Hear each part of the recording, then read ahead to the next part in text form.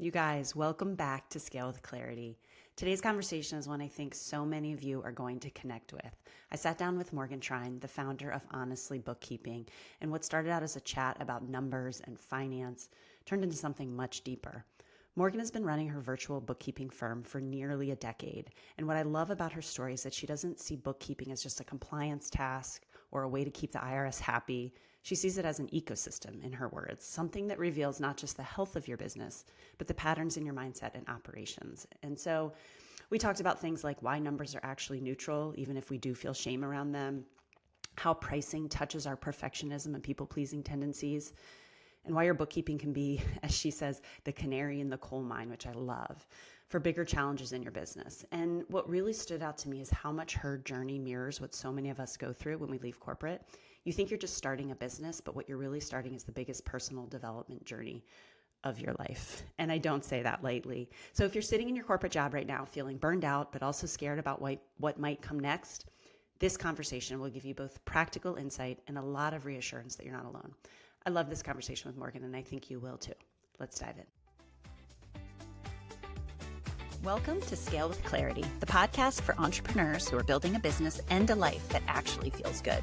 I'm Brooke Cunninger, fractional CFO, strategist, and mom of three. And I've learned that scaling isn't just about hitting revenue milestones. It's about finding alignment between your big vision and your everyday reality. Each week, you'll hear honest conversations with founders who are redefining success on their own terms. We'll talk about the pivots, the aha moments, and the tough decisions behind the scenes. Plus, the surprising ways entrepreneurship becomes the greatest personal growth journey of all.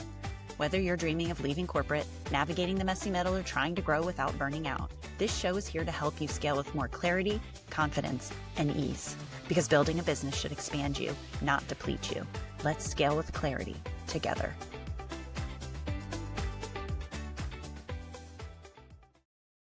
Morgaine, welcome. Thank you for being on the podcast. I am just so ecstatic to be here, Brooke. This is going to be a good combo. Okay. Can you first introduce yourself and just kind of give people the 30-second or the 5-minute, whatever you want to take. And then I want to go back because I think your story is very interesting and unique in what you're doing now and what you maybe thought you were going to do when you first started. So. Yeah, absolutely. So I'm Morgaine Trine. I own Honestly Bookkeeping. We are a remote virtual bookkeeping firm that takes an ecosystemic approach to bookkeeping. Okay, pause on that. Yes, let's dive. Tell me more about that.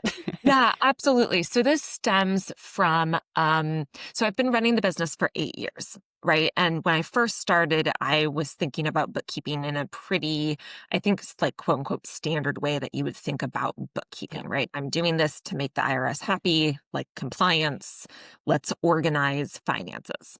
And over those almost a decade now, right, that depth of understanding around bookkeeping has really, really grown. And to, I hear this all the time in the online space, entrepreneurship is personal development, just off the charts. Yes. So I've developed as a person, very deeply since starting the business through starting the business. I love that. So there's so many ways, there's so many offshoots of that where I want to go, but Totally. Being that my background is finance too, I actually personally struggled in my own mind with number. I always said I don't want to be called the finance person, but that's what I loved and did.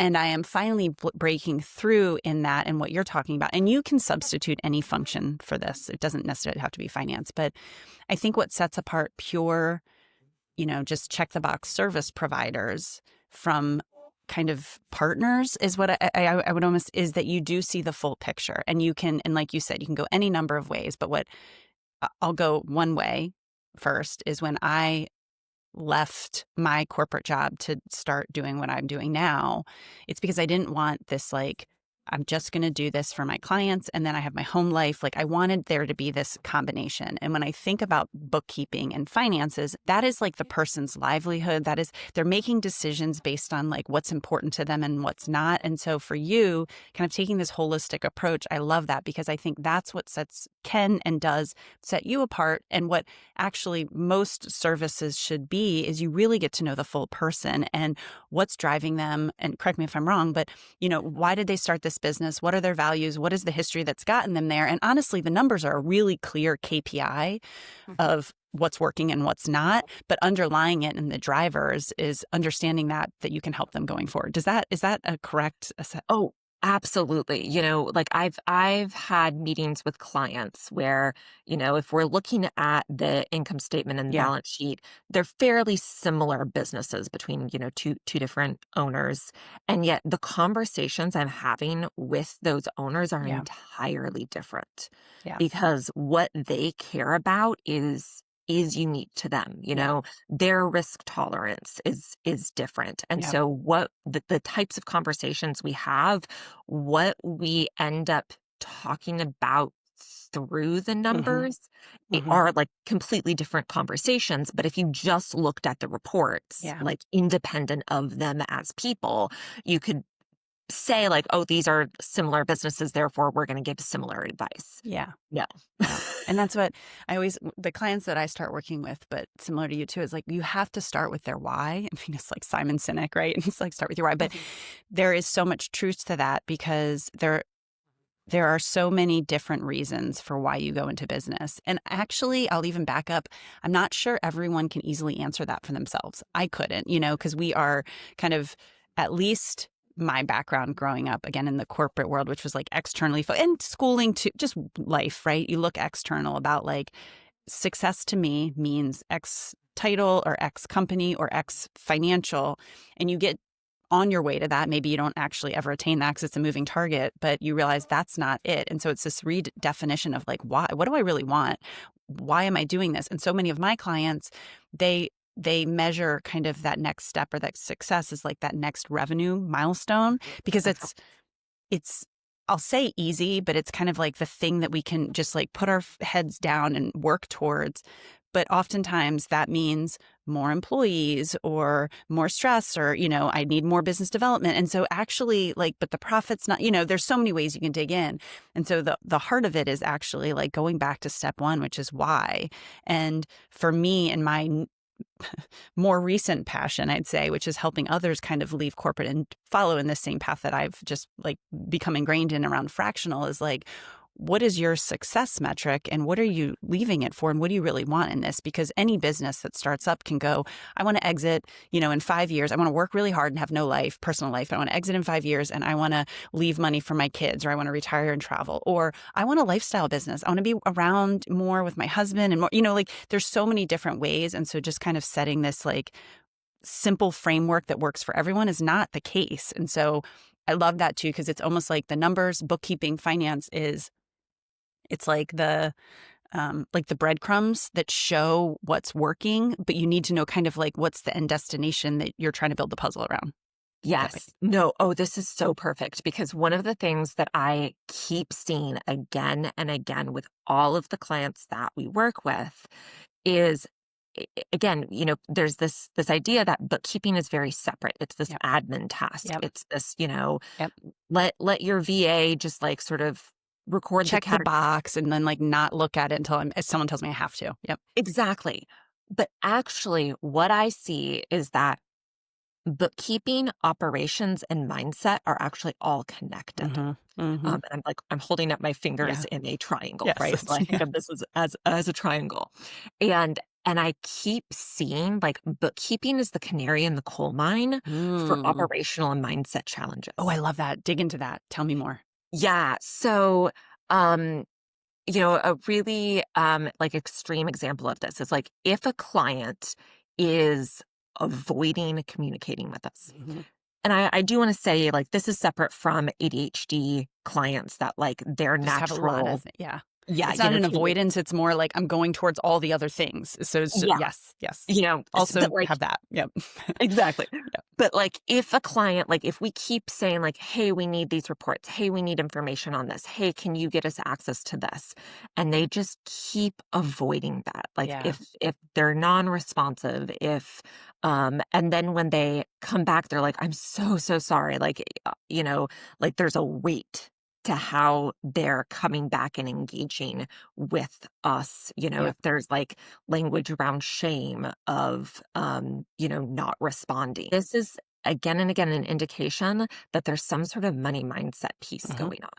Mm-hmm. There's something around feeling like, there's not, like maybe you aren't worthy of money. In like extreme cases, there's, some sort of financial trauma. There's something in there where like Yeah. money is not neutral Yeah. for them and their nervous system. That just like keeps coming up, right? So like we see that, and that's an indication, hey, there's like a money mindset piece that's going on here. And then like also we see this in operations. So like say a client was responding, consistently. We were getting reports done consistently. And then all of a sudden that stops. Mm-hmm. There's like slower information coming to us. It's taking them longer to Yeah. get us, the things that we were getting consistently. That is always a sign that there's something changing operationally. Mm. So either that can be like they've grown, and so now the person that could handle being that like communication flow to us has too much on their plate. It's like a And leading so indicator of like, okay, that you have stepped into the next threshold of, yep. exactly. And so there's something operationally that shifted. Yeah. So that's either, we see this with clients that go through like extreme scaling Mm-hmm. and the systems can't catch up with Yeah. the scaling. Yeah. you know, or we can also see sometimes, we'll say, okay, you want to divide out your revenue into these different categories. Great. That means that your sales team needs to enter information in this specific way in the sales software. Mm-hmm. Right. And we can say, okay, this is like the key piece of information that needs to be done. We can even create like a little training, this is what you need to do. But then you as the business owner, or you as the business manager, Yep. need to be the one to enforce the accountability to the sales team for Mm-hmm. putting in that information in the correct way. Right. Mm-hmm. That's not something I can do. I'm not Yeah. managing your sales team. But if that accountability piece, if that training piece isn't implemented, we see it in the bookkeeping, because then the revenue isn't Mm-hmm. correctly Mm-hmm. delineated. And Yeah. so that's again a sign that there's something going on. Mm. And that's usually ties back to mindset, that I there's love something that. around mindset and like holding the sales team accountable for how this information, for what their process is, Yeah. that like whoever's job it is to enforce that has a mindset piece. I love And that. that mindset piece goes through the operations straight into the bookkeeping. Look, can we dig into mindset a little more? Because you're dealing Mm. with clients like 5 years and beyond for the most part, I think, right? So, Mhm. Yeah. so you probably have clients coming to you in a variety of different financial uh, cleanliness, for lack of a better term. Um, so I guess I want to dig into that and say, like, clearly there's different mindsets that maybe I'm assuming that are coming to you. Some are maybe have grown into that next level and are very strategic and forward thinking around like, okay, now it's time for me to offload this. I need to get this in order for this is where I want to go. And I would imagine others probably come to you overwhelmed and like because they've grown or it's been too long that they've done any type of kind of Okay. cleaning of their books, and it comes to you pretty much in a mess, and it's like this stressed thing. And I guess I want maybe if you could talk to the person that's not quite 5 years, but is on the road to one of those, like, what do you often see? And maybe what could we tell them earlier on? Like, I think it is, to your point, it's a mindset shift early on of like how we should be looking at this in a different way, I think. Yeah, absolutely. Absolutely. And like, when I was earlier in my business, I was also working with business owners that were earlier in Yeah. their business, right? So I Yeah. have seen, sort The of a full whole. evolution of, yeah. Exactly. And so I think the thing to start with is looking at whether or not you're willing to even sit down and do your bookkeeping or not. Hmm. Like what Um, feelings come up when you think about sitting and doing this? yeah, Mm. yeah, because from like a very tactical perspective, um, So we're going into our clients' books weekly, Yeah. and doing categorizations. For some clients that have a higher volume of transactions, we're doing that daily, Yeah. right? So Yeah. that's like the regular cadence that we've found as the best, like, sustainable process, like Yes. from a professional perspective. Um, so Amazon is a really great example of this. If you're sitting down and you see a transaction from Amazon for last week, you can probably remember what that was, Yeah. right? If you're sitting down and looking at an Amazon transaction from a month ago, maybe you remember, Yeah. maybe you don't. Yep. So then if you don't, you're having to go and look Yeah. and, Yep. go dig into Research, spending Amazon more time. Yeah. and that's so then think about if you haven't done it in a quarter or Yeah. a year. Yeah. Do you remember what the like September Amazon purchase you did last year was? Yeah. No. Yeah. It's not a um linear progression. It is an exponential progression of your time and energy Mm-hmm. versus how long you wait to do the Yeah. bookkeeping. Yeah. And Yeah. so there is a literal cost to waiting longer. And that translates to whether Yeah. you're doing it yourself or whether you're hiring someone to do it. And you know what? I want to, on that point too. So I work with quite a few earlier stage also, and just in like strategy sessions, and inevitably, I mean, at least 80%. Early stage businesses, you're at a loss. You're testing out market. You're doing micro tests to see what does the market want? What is the pricing? What do I love doing? Honestly, that's the big one that's usually not focused on. And so inevitably they'll come and there's a loss. And there's this sense of like disappointment, or I'm not going to make it, or I know I haven't been managing this well, like just like an apology, like kind of apologetic around their financials. And what you're saying and what I want to add on to that is, especially early on, while that is the point of the business, and like you said, there is a actual cost if you're not staying on top of it, because trying to go back and research it takes you triple the amount of time. But if you can flip your mindset to this isn't, yes, there's a cost. Yes, at the end of the year, it's going to take you that much longer and your stress level is going to be that much higher. But also, if you can dig into and look at it as like these are micro tests, that is what's going to show you what's working. If you're looking at it more often, it's almost like it's a problem solving exercise that's going to unlock what's working about the business. And it's in my mind, one of the very clearest KPIs. Of course, you can look at, Google searches and impressions if you're on social media. Like there's a lot of things, but that's one of the really clear things to say, like, which revenue stream, how much have I spent on this? What are my subscriptions up? And you can start making decisions more frequently than waiting and putting it. And then you're basically working from a gray area, like just, going on gut feeling, right? Yes. Yes. Well, and this is it, that like when you're avoiding doing your bookkeeping, Yeah. it's usually because you think what the bookkeeping and what the numbers will tell you means something about you. Yeah. Yeah. And what you're talking about and like the place to get to is that the money and the numbers are neutral. Yeah. Like it doesn't mean anything. Yeah. Like it's just like that's what it is, Yeah. and then you get to make decisions based on what Exactly. is It's like it's information. Yes. versus what you think it will mean about you as the business Yep. owner.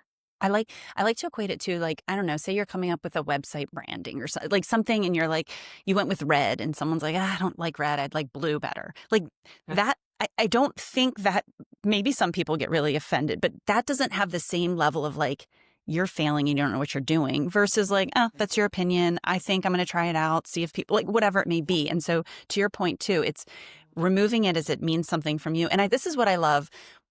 We don't need to go into profit first mentality, like all the process or whatever. But what I do love about setting up a different bank account and making sure you're paying yourself and just kind of setting that up at the beginning is it really does set the business up as separate from you when it's all mingled, because it's hard to say, like, you just see money going in and out. But when it's in this bank account, you can be like, this is the thing that I've, quote, invested in as like a separate entity. If you were to invest in any business and you're managing it, you're running small tests, you're seeing what's working, what's not, whatever stage of the business you're in. And so I love like kind of your point is removing it from what it means about you and just saying like, okay, what do we adjust now to? And that's why I think it's good to have someone like yourself or like that can look at these numbers and help be more than just a, here's your report, go off, I'll send you your next report next month. But really let's partner and be like, what does this mean? What do you want to do? Where do we want to look into next? That maybe we want to add a different account so we can like see what's working and try this a different way. And that's where that real partnership and accountability, I think, comes in. It's huge. Or even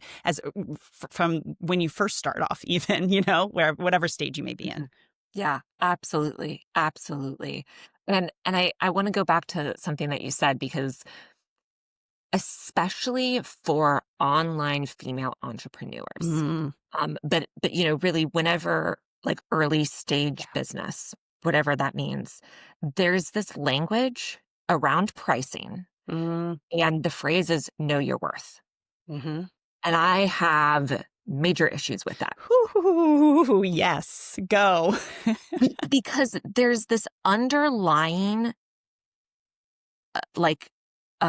value proposition that is put on this. Yeah. Right. And there it is true. Like if you're starting a personal brand, the business is you in a way that like another business isn't necessarily. Yeah. And but when you're talking about like pricing as a new business owner in terms of know your worth, Yeah. like it puts you enmeshed with the business. Ugh. And so it fundamentally moves the numbers and your pricing out of that neutral space into a values conversation. Yeah. Yeah. Right. And like if you already are coming into business with like a lower self-worth, then you're not going to price in a way that actually sustains the business. I love, yes. And I want to talk, okay, sorry. Did I interrupt? Keep going. No. I mean, there's so much here. There's such an exclamation point at the end of that. Yes, keep going. Yeah. So, because like, if you come into a new business and you're thinking about pricing as, let me test out what works. Let me test out, you know, where I am in the market. Let me try some, you know, unique or different pricing models, right? Instead of, because one of the other things I see is someone will be in a specific industry, you know, photography. Yeah. And go, this is how the industry prices, you know, either half up front, half on, you know, the day of, you know, the shoot, and then the Twitter, or, you know, sometimes, you know, a third, right? But like there's very locked in ideas of pricing models that when the messaging is know your worth, you can't like step out and experiment. Yeah. And so then it just like closes things off, not just in terms of like how you're feeling about it, but like in your ability to think through different models and like methods of even setting up your pricing. I love that, Morgaine, because I want to, and maybe we can talk personally too a little bit, but that has been, for me, one of the biggest growth things. I always say that becoming an entrepreneur, so I did all the schooling, you know, checked all the boxes that I thought, you know, on my path to wherever I thought I was going, climbing the ladder in corporate. When I left, I'm like, I got all the education I need. I'm going to help all these small businesses. What I didn't get, or I underestimated, was how much personal growth that I still needed to do in figuring out what I wanted, who I wanted to work with, what I enjoyed doing, like so much growth. And so I say this entrepreneurial journey, I'll equate it also to like, again, back to the website example, not to overuse it, but creating my website where you have to have like your about page and just kind of like your values, what you stand like, or even on LinkedIn, your about page. That was the big, I'm like, what do I stand? What do I like doing outside of the, you know, like who do I enjoy being around? Like that was never, so I say that entrepreneurial journey is the biggest like therapy session that I could ever have been through, and like discovering myself.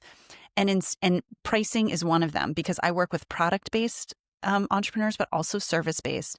And the thing that, as a finance person, that I like about product-based, it can be very black and white. I mean, you got to meet your market. You got to figure out how much to mark it up. You have very clear costs.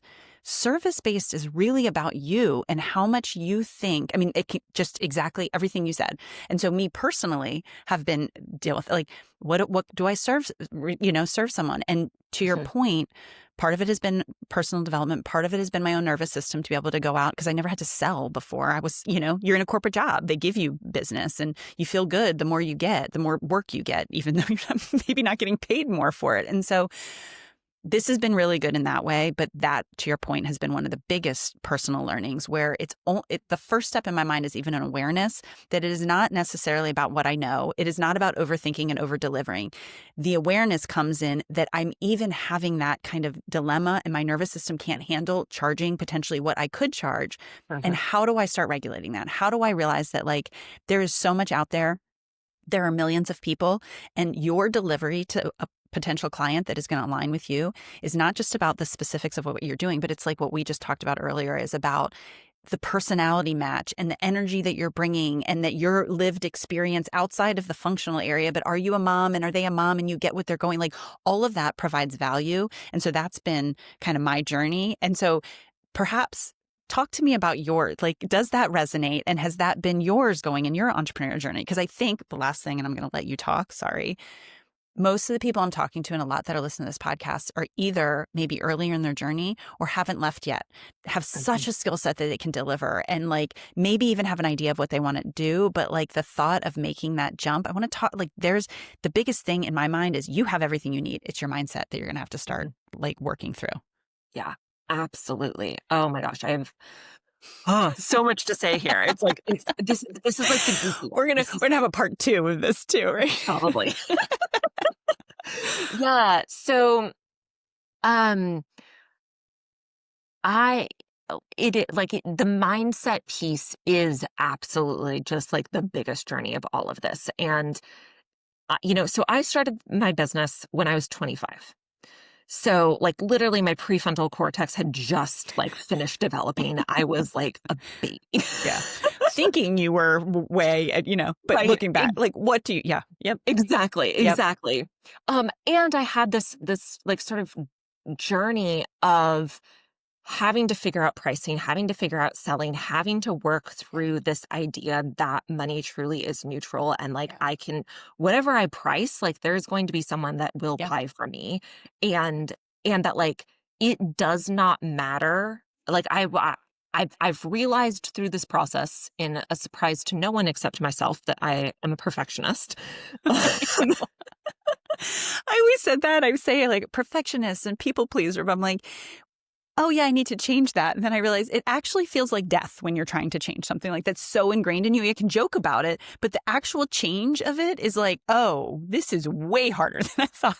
Like, but also like, as I'm working through it, because I've really been focusing in on this for the past couple of years. So good. Oh my gosh, it feels so good. Like on the other side. Yeah. Oh, like, and I'm getting to explore this whole other world and like unpack all of this other stuff. Like choosing you over the fear of what somebody else might think. There's so much around that too, especially going out on your own, posting, trying to act like, what are people going to think? And yes. So, but like I had this idea that there was a perfect pricing amount. Yep. I just had to find it. Yep. And one of the biggest switches was like having this realization of like, oh, it really is arbitrary. Yeah. Like it literally does not matter. And like I could give my services away for free, and there would still be people criticizing me for making that choice. Yep. I was going to thank you for saying that too, because you always think, oh, you're too high. People are going to say that. But when you enter the world, you're going to have people being like, oh, that's so cheap and that's so low. And I'll talk to some people like, if that's what your nervous system can handle, because that's the first time you're going out, that's what you're going to do. And you get 3 of those, you get more comfortable, then you raise your prices. Like, it's like a baby. So thank you. It's both ways. And actually, when you realize that, you're like, then who cares? Like, I'm going to, regardless of what you price, it's going to either be too high or too low for any number of people. Exactly. Exactly. So like it truly is once you realize that, especially coming from a perfectionist perspective, is like you take other people's reactions out of the equation. Yeah. Yeah. And I think that's one of the things that, like, when we talk about money mindset, so many business owners don't realize that Yeah. that is part of the equation that they're adding in. And that like the like I don't know, the summary level of money mindset work is realizing the assumptions you have that you Yeah. don't realize you are adding into the equation. It's so true. And it's one of the I don't know if the clearest ways, but especially going out on your own, I think it's one of the I use this word early indicator, but one of the first things you realize around mindset that you have. I just think because there's so much around pricing, around what you're paying for, what you're willing to pay, how much you're willing to look at your numbers. I mean, like your whole entrepreneurial journey, but like that is just the heart of everything. And so I feel like that's what comes up first. You'll notice these patterns of like, why am I not looking at my numbers? Why do I keep giving away my services for free? Why do I feel bad saying what my prices are? Like, why do I feel bad putting it out there? Whatever it may be. Why do I feel bad after I've worked with a client for 2 years saying like, you know what, prices are going up X amount, whatever it may be. And so every time you feel that discomfort, and I feel like it comes around money first, Yeah. that's when it's the sign to like look inside and be like, why am I feeling like what's there? What is there? And I don't think, at least for me in the first 20 years of my professional journey, I ever had to do that because it's changing now, but there was always here's the income bracket, here's the like salary range of the job that you're applying for. You can very easily look out at the market. HR would always say, well, this is, kind of our range and you're in between. Like it was very easy to outsource that, any type of thinking around that, to this is just what it is. And this is what the market says, instead of this is what I feel like I'm worth. And this is what I'm going to go ask for. And it's such a pivot. So thank you for it's like number one, I feel like across the board. And the other piece for me that I really had to work through is that, right, I'm offering a financial service. Yeah. And I had so much shame Ugh. around having these struggles around pricing and like money not being Yes. neutral in my nervous system Yes. while I'm like supposed to Yes. be like a quote unquote expert and helping other Yes. business owners. Oh, yes. Thank you for saying yes. Yes. Me. Yeah. Same. Yeah. And, like I didn't come from corporate, right? Like to get back to your very first question, I know. but like Full circle now. I started the business without an accounting degree, like without having worked in a tax firm or an accounting firm Yeah. before this. I just was like, okay, I'm doing this and now I'm doing it. Yep. This is what it is right now. Yeah. Okay. So I thank you for bringing us back, because before we end, I do want to ask that what prompted you, and you can talk about what you majored in college too, but were you always entrepreneurial? Because we talk a lot about the mindset, and I think there's a lot of fear in starting your own thing and going out, or maybe there's this, I don't want to say shiny object, but you think it's awesome. And then a lot of people take the leap and 6 months in are like, this is not at all what I thought. So like, what was that journey for you to get to where you are now? Totally. So much to say. So I'm actually a third generation entrepreneur. Yeah. My grandfather was one of the pioneers of cataract surgery. Oh my gosh. Yeah, his clinic was one of the 3 that FDA studied to give approval for cataract surgery. So he was the first entrepreneur, and then my mother started her first online remote business in 1993. Wow. Which is So early on online world. Yeah. early. And so, I mean, a lot of her job was explaining to business owners what the internet even was. Crazy. So good. So But good. I grew up with her Yeah. working from home online on the computer. And she was always like, Morgan, you'd be so good. Like, you should start your own business. And I was like, no, I'm not going to do it. My grandfather had a business partner at one point that embezzled. He had to declare bankruptcy. I saw my mother. I had a front row seat to all of the ups and downs of, running your own business. I'm getting chills because I so relate to this. Yes. And so then I watched all of that and was like, oh no, I am not going to be doing that. Yep. Um, and so, you sort of teasered this, but my degree is actually in ancient Mediterranean history. Yeah. Um, Which is why I let exactly. all the listeners, like when I was like, we need to dive into this. Anyways, I just followed the tradition. I went finance degree. I went into and Mhm. I love that early stage. Yes. Yeah. Follow what you're interested in.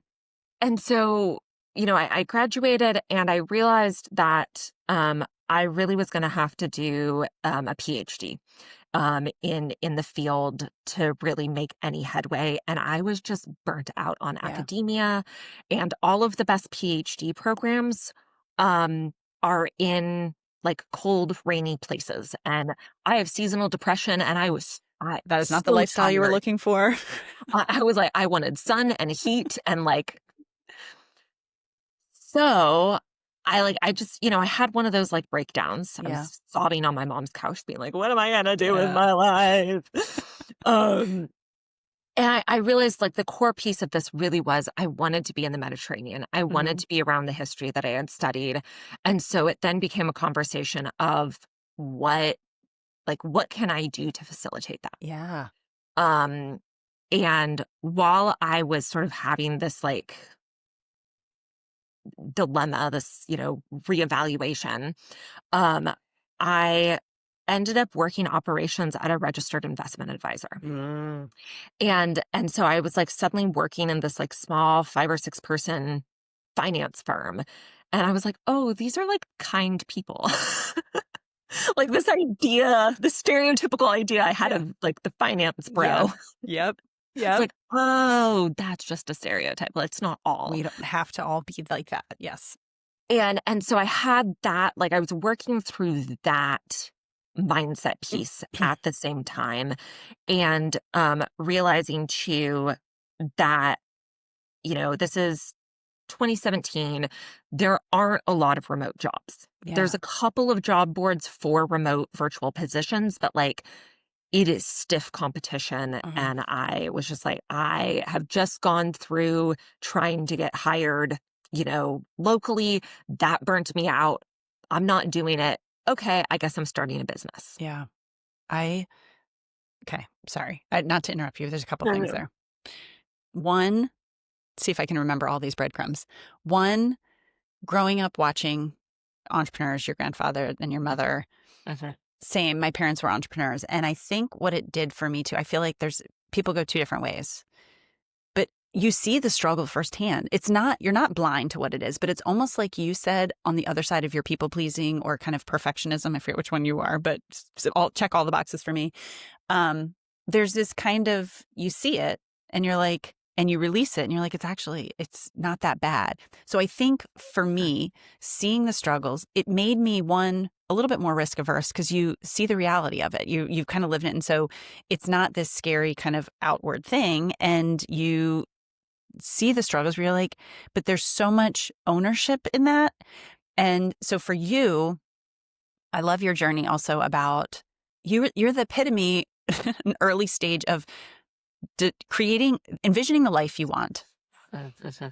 exactly what you want. And then how do you build around it? And so I always say people that are in jobs, same for me. Even if you're unhappy and burned out, I think there's a crumb of something that you're enjoying that has kept you there for 20 years or 10 years or 5 years, however long you may have been there. But it's either the people, it's the culture, it's the type of work you're doing. And so for you too, thinking, okay, I did these studies. I know I don't want to go to academia, but I love, Mediterranean. So it's like finding what that is and then thinking strategically about how can I build the life around it. And what I love about right now where we are in this world, a lot of people are talking about AI and it's kind of disrupting everything. And there's a lot of fear around it, maybe rightfully so.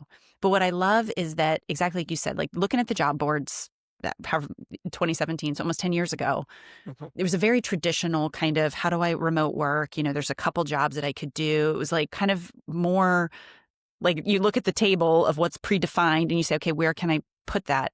there is no, you talk about outside the box thinking. I don't even think there's a box now of what is possible and how you work and the types of things, because AI is disrupting literally every industry, every company. We've got so much going on. So I love right now being able to kind of hear stories like yours and think about what's possible in the world of, don't even look at what is in the past. Like, what do I want in my life? How do I want to live?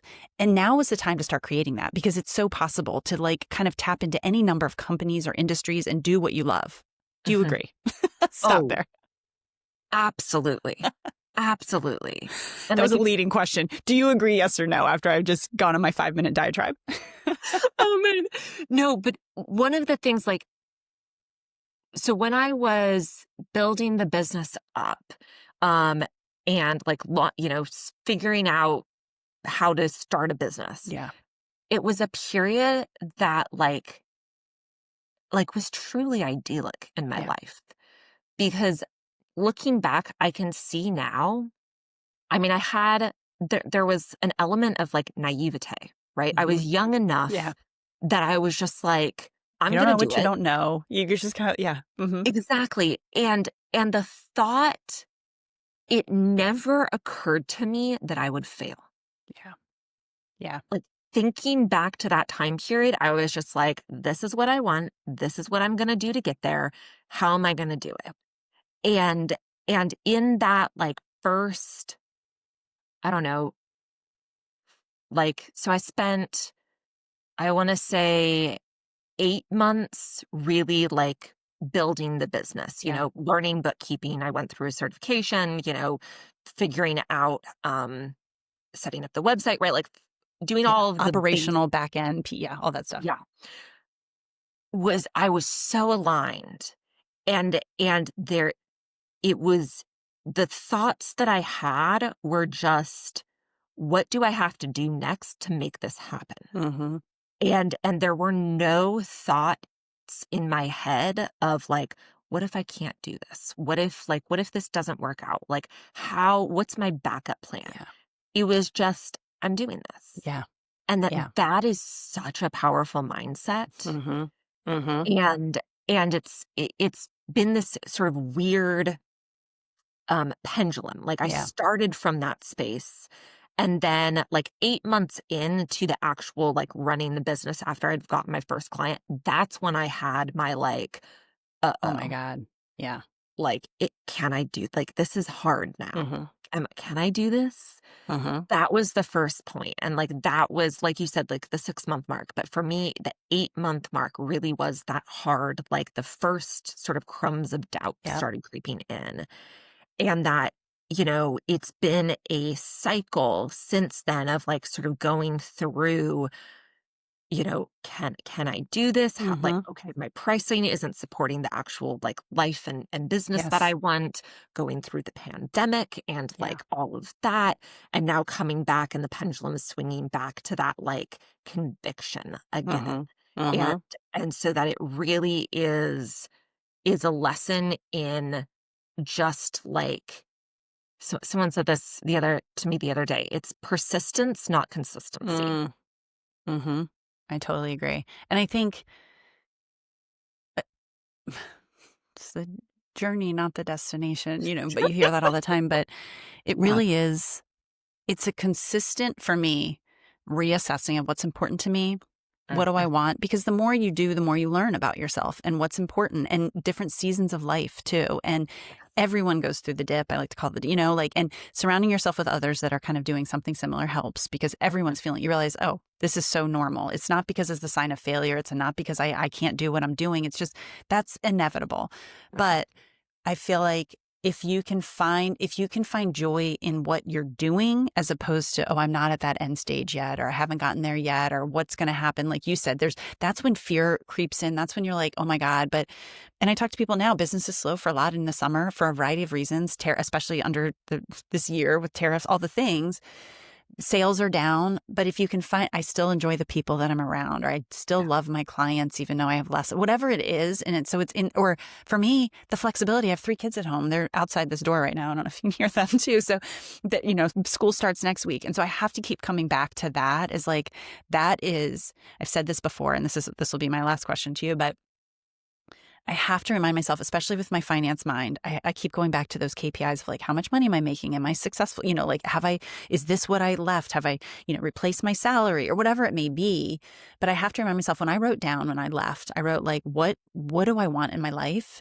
And it was the ability to wake up and spend my days how I wanted and work with the type of people that I wanted and have flexibility if my kids had a snow day or sick, that I didn't have my anxiety through the roof, that I had a day full of meetings, and even doing stuff like this that I love. But if they're outside, no one's going to yell at me, that there's noise in the background. I have to keep like my lives separate. So for me, I keep coming back to that, and I'm actually way further than I could have even imagined. My brain couldn't envision like that level of just kind of flexibility and flipping from what I thought success was. So for you in this journey, what is success for you? Like, what are you working for each day? And kind of what is that thing that tells you like, I'm where I need to be right now. Who knows what it'll be next year? Yeah, absolutely. So many thoughts to this, right? So like I started the business. I moved to the Mediterranean for 6 months. I realized digital nomad life wasn't for me, came back. So like under a certain, like if I believe that success of the business was me living in the Mediterranean, I've failed. Yeah. Like I did it and I didn't stay, and therefore I failed. And so I think part of it is that like the success really is like an evolution. So the first thing is that like it's changed. My definition of this has changed over the years. Right. And so I'm also like deeply in the work of like actually learning to feel my emotions fully through. Yeah. And so right now, success for me is like I list 2 things in the day that I want to like work on, not finish, but like work on. Yeah.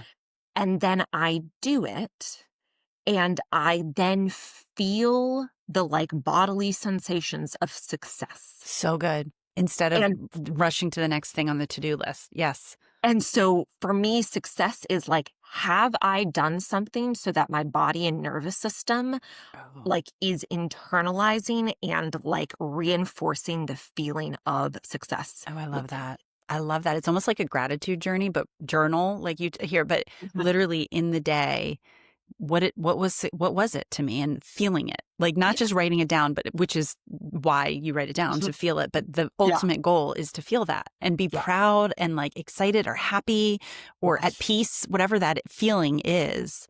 I love that. I'm going to try that. And what it is too is that like, what you said about like, it's the journey, not the destination. Like there's so many, this is like a slight aside, but there's so many phrases and like terms that over the past several years, I've like had a new like embodied understanding of. And there's the same language we have to describe the thing is the language to play lip service to the thing. Oh, yeah. So this is like, it's like truly learning, like this is what it actually means of like the journey. It's the journey, not the destination. Because if I literally feel successful in what I'm doing every day, I know. then like that's literally it. That's literally it. It's not about the thing at the end of the year to get to the number. And that's, and it's so interesting. I mean, we deal with numbers, right? And so yes, you need to cover your, like you need to kind of know what you're doing and do it smartly, but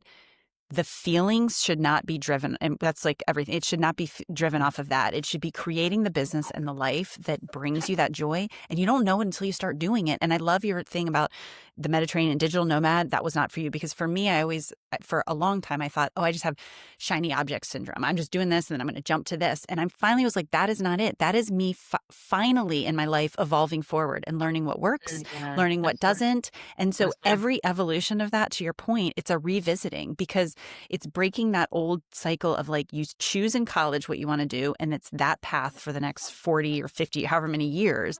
And this is like you're learning about yourself your whole life. And if you can kind of continue to create whatever that is for you, that's success in the day to day. Absolutely. So Yeah.